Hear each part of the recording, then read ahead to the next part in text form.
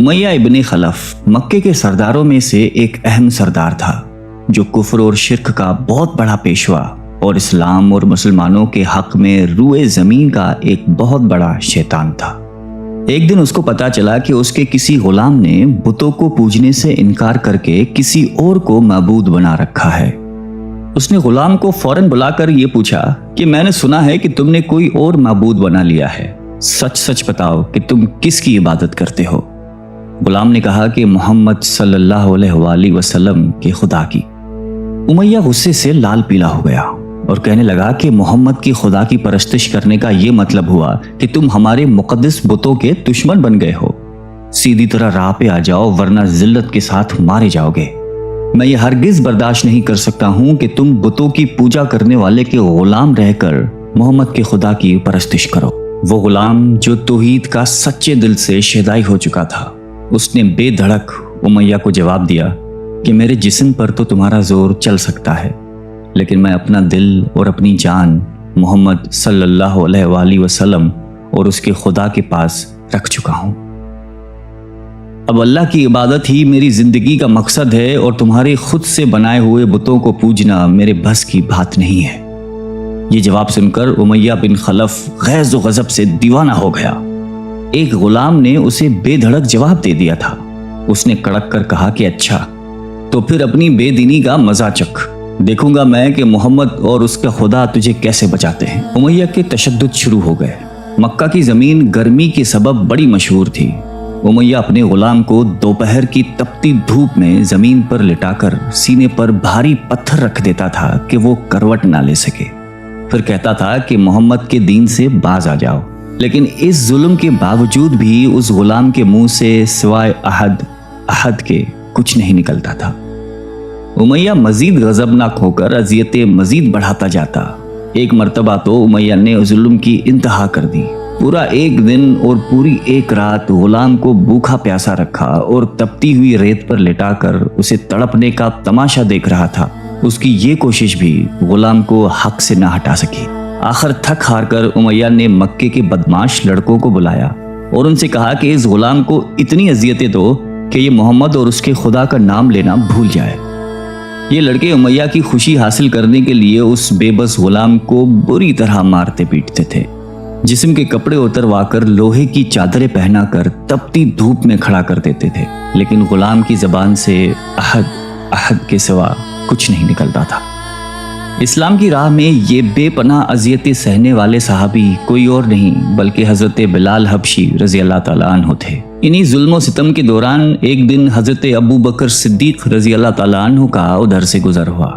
آپ رضی اللہ تعالیٰ عنہ نے امیہ سے فرمایا کہ اے امیہ، اس بےکس اور مظلوم پر اتنے ظلم و ستم نہ کر، اس نے تمہارا کیا بگاڑا ہے؟ وہ خدائے واحد کی عبادت کرتا ہے، اگر تو اس پر احسان کرے تو یہ احسان آخرت میں تیرے کام آئے گا۔ اس پر امیہ نے نہایت حقارت سے کہا کہ میں تمہاری اس خیالی آخرت کے دن کو نہیں مانتا، جو میرے دل میں آئے گا میں تو وہی کروں گا۔ صدیق اکبر اس جواب پر کافی افسردہ ہوئے، لیکن پھر بھی آپ رضی اللہ تعالیٰ عنہ نے اسے سمجھایا کہ اس مظلوم پر ظلم و ستم کے پہاڑ توڑنا تیری شایان شان نہیں ہے۔ جس پر امیہ نے تنگ آ کر کہا کہ اگر تم اس کے اتنے ہمدرد ہو تو اسے خرید کیوں نہیں لیتے؟ حضرت ابو بکر صدیق جھٹ تیار ہو گئے اور فرمایا کہ بولو کیا دام لوگے؟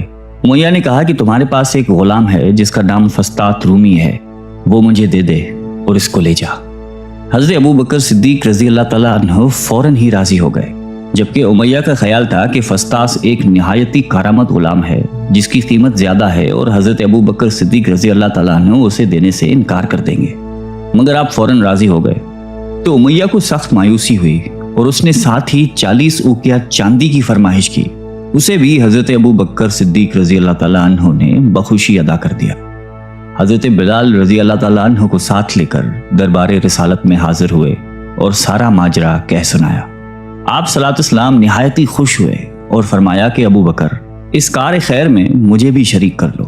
صدیق اکبر رضی اللہ تعالیٰ عنہ نے فرمایا کہ یا رسول اللہ، میں اسے خدا کی راہ میں آزاد کر چکا ہوں۔ یہ سن کر زبان رسالت سے صدیق اکبر رضی اللہ تعالیٰ عنہ کے لیے کلمہ رحمت جاری ہو گئے۔ حضرت بلال رضی اللہ تعالیٰ عنہ نے اس غلامی میں 28 سال گزار دیے، لیکن آپ چونکہ نہایتی نیک اور پاکیزہ طبیعت کے تھے لہذا جب آن حضرت صلی اللہ علیہ وآلہ وسلم نے دعوت توحید دی تو آپ نے فوراً اسے قبول کر لیا اور یوں آپ سابقون الاولون کے مقدس جماعت میں شامل ہو گئے۔ رہائی پانے کے بعد حضرت بلال ہمیشہ آپ صلی اللہ علیہ وآلہ وسلم کی خدمت میں حاضر رہتے تھے اور دل و جان سے نبی پاک صلی اللہ علیہ وآلہ وسلم کی خدمت بجا لاتے۔ آپ صلی اللہ علیہ وسلم حضرت بلال کو کسی بھی چیز کا حکم دیتے تو آپ اپنی جان بھی لڑا دیتے۔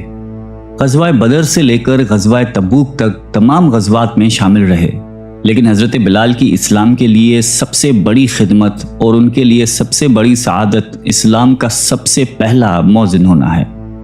ہجرت کے بعد جب مسجد نبوی صلی اللہ علیہ وآلہ وسلم تعمیر ہوئی تو آپ صلی اللہ علیہ وسلم نے آپ کو اذان دینے کا ذمہ سونپا۔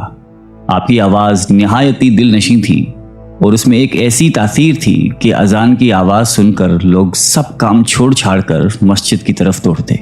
8 ہجری میں جب مکہ فتح ہوا تو کعبے کو بتوں سے پاک کرنے کے بعد آپ صلی اللہ علیہ وسلم نے حضرت بلال سے فرمایا کہ اے بلال، کعبے کی چھت پر کھڑے ہو کر اذان دو۔ اور یہ مبارک سلسلہ آن حضور صلی اللہ علیہ وآلہ وسلم کی حیات مبارکہ تک اسی محبت اور عقیدت کے ساتھ جاری رہا۔ لیکن 11 ہجری میں جب آپ صلی اللہ علیہ وسلم نے سفر آخرت اختیار کر لیا تو اس عاشق رسول صلی اللہ علیہ وآلہ وسلم پر غم کا پہاڑ ٹوٹ پڑا اور مدینے میں رہنا اب آپ کے لیے دشوار ہو گیا۔ آپ کو ہر وقت پیارے نبی صلی اللہ علیہ وآلہ وسلم کی یاد ستاتی رہتی تھی۔ آپ صلی اللہ علیہ وسلم سے آپ نے سنا ہوا تھا کہ مومن کے لیے سب سے افضل عمل جہاد فی سبیل اللہ ہے، لہٰذا آپ رضی اللہ تعالیٰ عنہ خلیفہ اول حضرت ابو بکر صدیق کی خدمت میں حاضر ہوئے اور جہاد پر جانے کی اجازت طلب کی، لیکن حضرت ابو بکر صدیق رضی اللہ تعالیٰ عنہ نے آپ کو خدا کا واسطہ دے کر کہا کہ مجھے اس بڑھاپے میں تنہا چھوڑ کر مت جاؤ۔ تو حضرت بلال نے اس شرط پر ابو بکر صدیق رضی اللہ تعالیٰ عنہ کی بات مان لی کہ اب وہ رسول اللہ کے بعد کسی کے لیے اذان نہیں دیں گے۔ حضرت ابو بکر صدیق رضی اللہ تعالیٰ عنہ نے ان کی یہ بات مان لی، لیکن آپ کے دور خلافت کے بعد خلیفہ دوم حضرت فاروق اعظم رضی اللہ تعالیٰ عنہ کے دور میں بھی جب بیت المقدس کی تسخیر کے لیے شام جانا پڑا تو وہاں عیسائیوں سے صلح نامہ طے پانے کے بعد حضرت عمر فاروق رضی اللہ تعالیٰ عنہ نے ایک خطبہ دیا اور حضرت بلال سے درخواست کی کہ آج جبکہ قبلہ اول پر توحید کا پرچم لہرا دیا ہے تو اس با عظمت موقع پر اگر آپ اذان دیں تو ہم آپ کے مشکور رہیں گے۔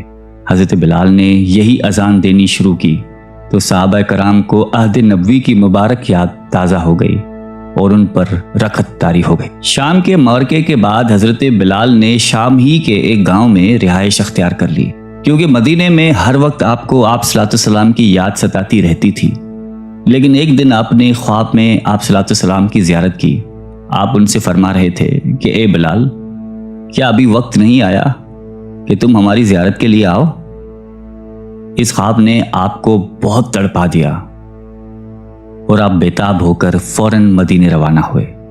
مدینے پہنچ کر حضرت بلال نے روزہ اقدس پر حاضری دی اور اس درد سے روئے کہ حاضرین بھی اشکبار ہو گئے۔ وہیں حضرت امام حسن رضی اللہ تعالیٰ عنہ اور حضرت حسین رضی اللہ تعالیٰ عنہ بھی موجود تھے۔ نانا کے پیارے نواسوں کو آپ نے اپنے ساتھ چمٹایا اور بے تحاشا چومنے لگے۔ حضرت حسن رضی اللہ تعالیٰ عنہ اور حسین رضی اللہ تعالیٰ عنہ نے آپ سے اذان فجر کی فرمائش کی، بھلا اس میں رد کرنے کی کہاں گنجائش تھی؟